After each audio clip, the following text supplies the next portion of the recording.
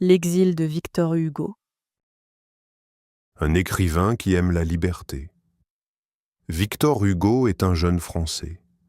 Il est né en 1802 à Besançon. Son père est soldat et sa mère s'occupe de la famille. Pendant son enfance, Victor voyage beaucoup avec ses parents. Il découvre plusieurs villes et rencontre des personnes différentes. Ces voyages lui permettent de mieux comprendre le monde. Très tôt, Victor aime les livres. Il passe de longues heures à lire des histoires, des poèmes et des pièces de théâtre. Il aime aussi écrire dans des cahiers. Chaque jour, il essaie de trouver de nouvelles idées et de choisir les meilleurs mots. Pour lui, écrire est un grand plaisir. Il rêve de devenir un écrivain célèbre.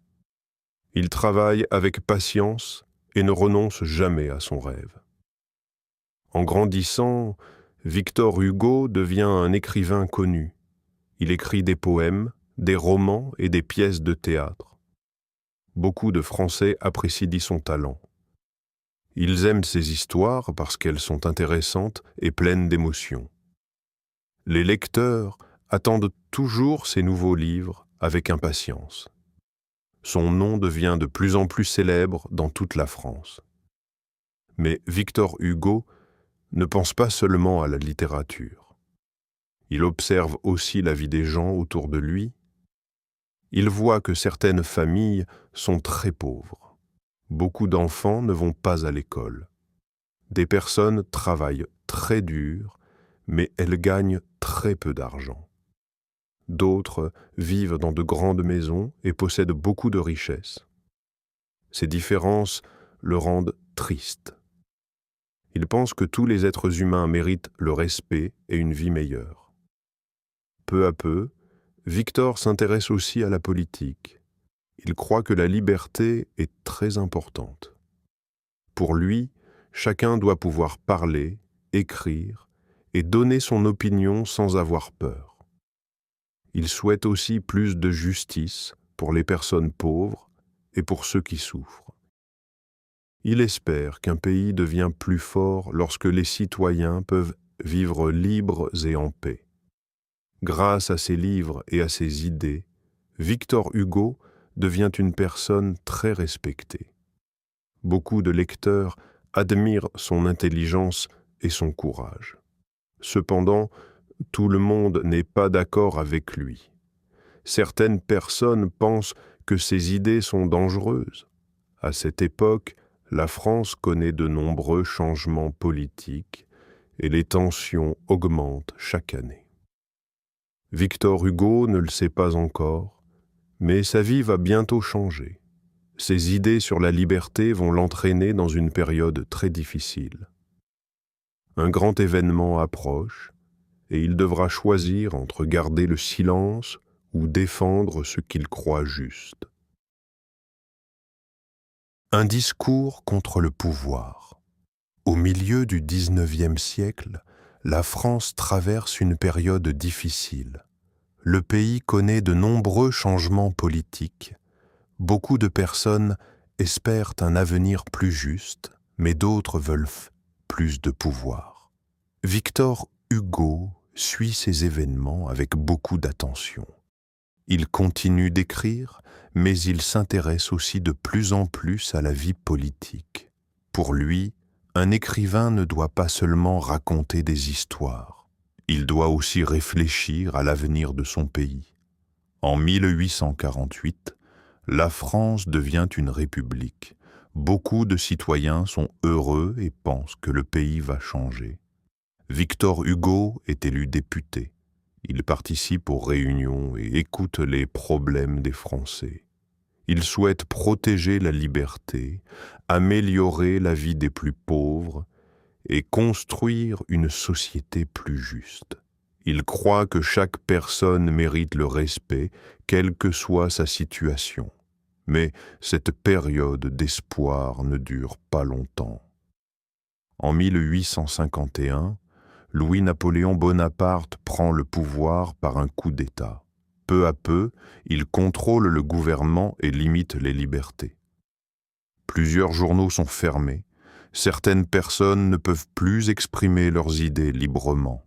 Beaucoup ont peur de parler en public. Victor Hugo refuse d'accepter cette situation. Il pense que la liberté est plus importante que le pouvoir d'un seul homme. Il écrit des textes et des articles pour défendre ses idées. Il explique que la France doit rester un pays où les citoyens peuvent penser et parler librement. Il continue aussi à soutenir la justice et les droits du peuple. Ses prises de position attirent rapidement l'attention du nouveau gouvernement. Certaines personnes admirent son courage et le remercient pour son engagement. D'autres le considèrent comme un homme dangereux. Plus Victor Hugo défend la liberté, plus il prend de risques. Il sait que ses paroles peuvent avoir des conséquences, mais il ne veut pas abandonner ses convictions. La situation devient de plus en plus inquiétante. Des opposants au gouvernement sont arrêtés ou doivent se cacher. Victor Hugo comprend qu'il est lui aussi en danger. Rester en France devient chaque jour plus difficile. Bientôt, il devra prendre une décision très importante, une décision qui changera sa vie pendant de nombreuses années. La fuite de la France. Après le coup d'État de 1851, la situation devient très dangereuse pour Victor Hugo. Le nouveau gouvernement recherche les personnes qui s'opposent au pouvoir. Beaucoup de députés, de journalistes et d'écrivains sont arrêtés. D'autres décident de quitter la France pour protéger leur liberté. Victor Hugo comprend qu'il ne peut plus rester dans son pays. S'il reste, il risque d'être arrêté. C'est une décision très difficile, car il aime profondément la France. Il prépare son départ avec beaucoup de prudence. Il ne peut pas annoncer son voyage à tout le monde. Il doit rester discret pour éviter les problèmes. Il quitte Paris rapidement et laisse derrière lui sa maison, ses amis et une partie de sa famille. Son cœur est lourd. Il ne sait pas combien de temps cette séparation va durer. Il espère seulement pouvoir revenir un jour dans une France plus libre. Victor Hugo traverse la frontière et trouve d'abord refuge en Belgique. Là, il est enfin en sécurité, mais il ne se sent pas vraiment chez lui. Tout est différent. Les rues, les maisons et les habitudes ne sont pas les mêmes. Il pense souvent à son pays. Il lit les nouvelles de France avec attention et espère que la situation va bientôt changer. Quelques mois plus tard, il s'installe sur l'île de Jersey, dans la Manche. La vie sur cette petite île est beaucoup plus calme que la vie à Paris. Chaque matin, Victor Hugo regarde la mer. Les vagues viennent et repartent sans arrêt. Elles lui rappellent que le temps continue de passer, même quand la vie est difficile. Il passe beaucoup de temps à lire, à écrire et à réfléchir. Il ne veut pas perdre espoir. Après quelque temps, il doit quitter Jersey et s'installe sur une autre île, Guernsey. Cette île devient son nouveau foyer pendant de nombreuses années. Il achète une maison où il peut vivre avec une partie de sa famille. Depuis les fenêtres, il voit la mer presque tous les jours. Ce paysage lui apporte un peu de calme. Même s'il est loin de la France, il garde toujours son pays dans son cœur. La vie en exil n'est pas facile. Victor Hugo manque de nombreuses personnes qu'il aime. Il ne peut pas revoir librement ses amis ni participer à la vie politique de son pays. Les fêtes de famille sont souvent tristes à cause de son absence. Pourtant, il refuse de se laisser décourager. Il organise ses journées avec discipline. Il se lève tôt, travaille plusieurs heures et continue à écrire presque tous les jours. L'écriture lui donne de la force et l'aide à garder confiance. Pendant son exil, Victor Hugo reçoit aussi des lettres de lecteurs et d'amis. Beaucoup lui disent qu'ils admirent son courage. Ces messages lui donnent de l'espoir. Il comprend que, même loin de la France, ses idées continuent de voyager grâce à ses livres et à ses écrits. Il croit que les mots peuvent traverser les frontières et toucher le cœur des gens. Les années passent lentement. Victor Hugo ignore combien de temps son exil va durer. Mais une chose est certaine, il ne renoncera ni à la liberté, ni à l'écriture. Chaque jour, il attend le moment où il pourra revoir son pays. En attendant, il continue de travailler avec patience, sans imaginer que les plus grands livres de sa vie sont encore devant lui. 19 ans loin de son pays. Les années passent, mais Victor Hugo reste en exil. Il vit à Guernesey, une petite île entourée par la mer. Chaque matin, il se réveille très tôt. Il ouvre sa fenêtre et regarde les vagues. L'air est frais et le bruit de la mer est calme. Ce paysage devient une partie de sa vie quotidienne. Même si la France est loin, il pense à son pays dès le début de chaque journée. Victor Hugo aime avoir une routine. Après le petit déjeuner, il s'installe à son bureau. Il écrit pendant plusieurs heures sans s'arrêter. Il travaille avec beaucoup de concentration. Il choisit chaque mot avec soin. Parfois, il corrige une phrase plusieurs fois avant d'être satisfait. Pour lui, un bon livre demande du temps, de la patience et beaucoup d'efforts. Quand il a besoin de faire une pause, il sort marcher près de la mer. Il observe les bateaux qui passent au loin. Il regarde les oiseaux voler au-dessus des vagues. Pendant ses promenades, il réfléchit à de nouvelles idées pour ses livres. La nature lui apporte le calme dont il a besoin pour continuer son travail. Même si sa vie est paisible, Victor Hugo ressent souvent de la tristesse. Il pense à Paris, aux rues qu'il connaît, à ses amis et aux personnes qu'il ne peut plus voir. Il aimerait rentrer en France, mais la situation politique n'a pas encore changé. Tant que Napoléon III reste au pouvoir, il sait que son retour est impossible. Cette pensée lui fait de la peine, mais il refuse de perdre courage. Pendant son exil, Victor Hugo ne cesse jamais de défendre la liberté. Il écrit des articles, des poèmes et des livres dans lesquels il parle de justice, de paix et des droits de tous les êtres humains. Il espère que ces textes aideront les lecteurs à réfléchir et à construire un monde meilleur. Ses écrits sont lus dans plusieurs pays et de nombreuses personnes admirent son courage. Même loin de la France, sa voix continue d'être entendue. Sa maison de Guernesey devient un lieu très spécial. Elle est remplie de livres, de papiers et d'objets qu'il aime. Il passe de longues heures dans son bureau, face à la mer. C'est là qu'il imagine de nouvelles histoires et qu'il prépare ses futurs ouvrages. Il transforme sa solitude en une source d'inspiration. Au lieu de laisser l'exil arrêter son travail, il décide d'utiliser ce temps pour créer encore davantage. Les années continuent de passer. Une année devient 2, puis 5, puis 10. Finalement, l'exil dure 19 longues années. Beaucoup de personnes auraient abandonné leurs rêves après une période aussi difficile. Mais Victor Hugo reste fidèle à ses idées. Il garde l'espoir qu'un jour la France retrouvera la liberté et qu'il pourra enfin rentrer chez lui. Pendant ces longues années de travail et de patience, un projet très important grandit dans son esprit. Victor Hugo veut écrire un roman qui raconte la vie des personnes pauvres, leurs souffrances, leurs espoirs et leur courage.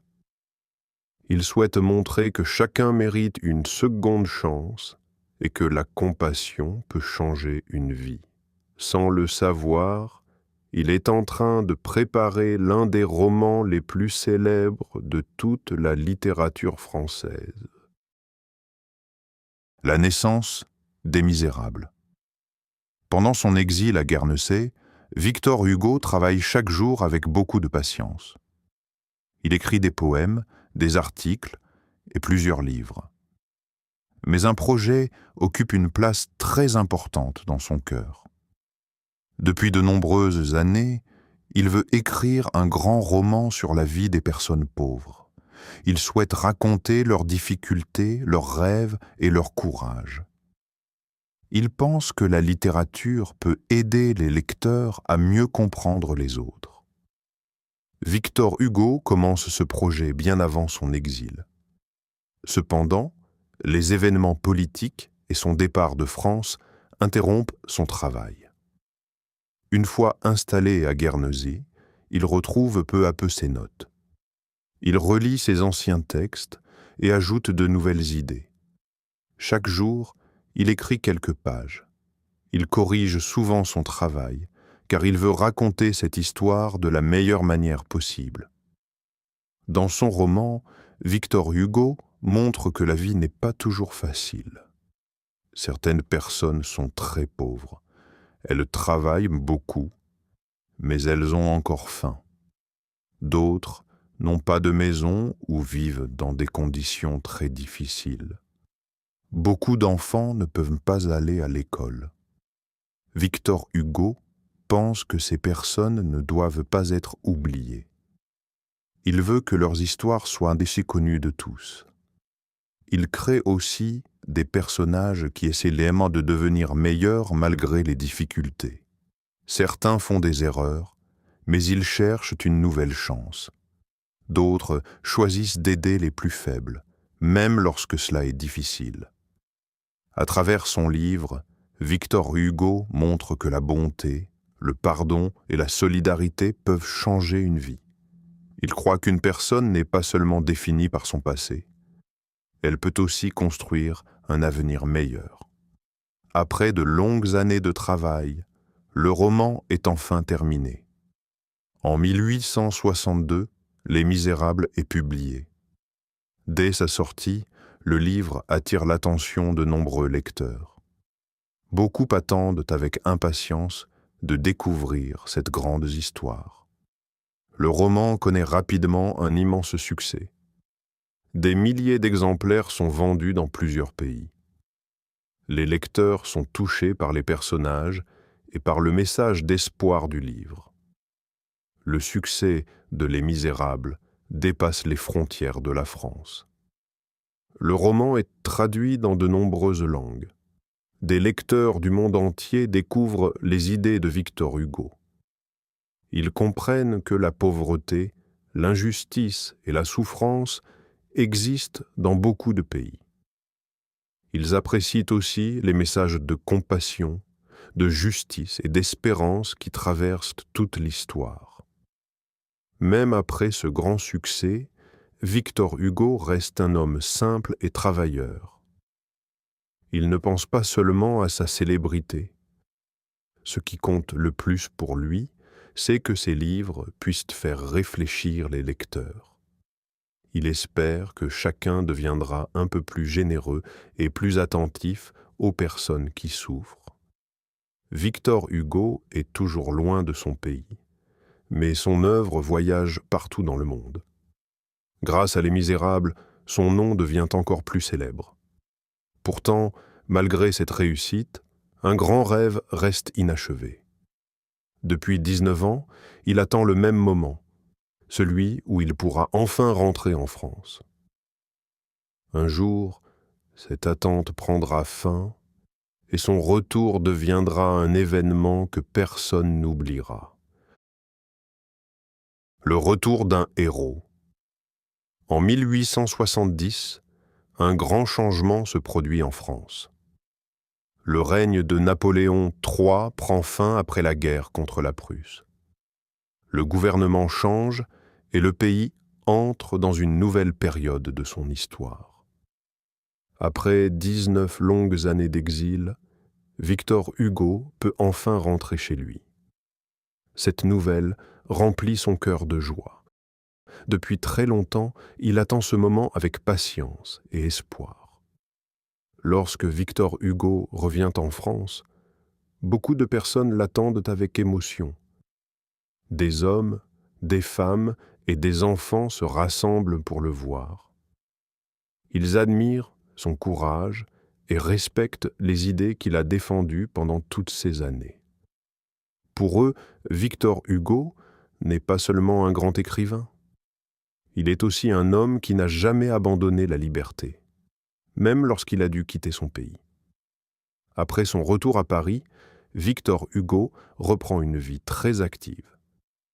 Il continue d'écrire, mais il participe aussi à la vie publique. Beaucoup de Français souhaitent entendre ses idées. Ils savent qu'il a vécu des années difficiles sans renoncer à ses convictions. Son expérience lui permet de parler avec sagesse et de donner de l'espoir à de nombreuses personnes. Victor Hugo reste toujours proche des plus pauvres. Il pense qu'une société doit aider les personnes en difficulté. Il soutient l'éducation pour tous les enfants et souhaite que chacun puisse vivre dans la dignité. Il continue aussi à défendre la liberté de la presse et la liberté d'expression. Pour lui, un pays devient plus fort lorsque les citoyens peuvent parler librement et respecter les autres. Les années passent, mais Victor Hugo ne cesse jamais de travailler. Il écrit encore des livres, des poèmes et des articles. Son nom est maintenant connu dans toute l'Europe et même dans d'autres parties du monde. Ses œuvres sont lues par des personnes de tous les âges. Beaucoup découvrent la langue française grâce à ses romans et à ses poèmes. Ses histoires continuent de toucher le cœur des lecteurs. En 1885, Victor Hugo meurt à l'âge de 83 ans. Toute la France est en deuil. Des centaines de milliers de personnes viennent lui rendre un dernier hommage dans les rues de Paris. Elles veulent remercier l'homme qui a consacré sa vie à la littérature, à la justice et à la liberté. Son cercueil est ensuite transporté au Panthéon où reposent plusieurs grandes personnalités françaises. Cet hommage montre l'immense respect que le peuple français lui porte. Aujourd'hui encore, les livres de Victor Hugo sont lus dans le monde entier. Les Misérables et Notre-Dame de Paris font partie des romans français les plus célèbres. Ces histoires parlent de courage, d'espoir, de pardon et de justice. Même de nombreuses années après sa mort, leurs messages restent actuels. La vie de Victor Hugo montre qu'un écrivain peut faire bien plus que raconter des histoires. Avec ses livres et ses idées, il a défendu la liberté, encouragé la compassion et donné de l'espoir à des millions de personnes. Son parcours rappelle qu'il est possible de rester fidèle à ses convictions, même dans les moments les plus difficiles. C'est pour cette raison que Victor Hugo reste l'un des plus grands écrivains de l'histoire de la France, et son héritage continue d'inspirer des lecteurs dans le monde entier.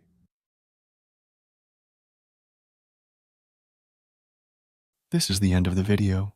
If you like our method, please hit the subscribe button and turn on notifications to stay updated with the latest learning videos.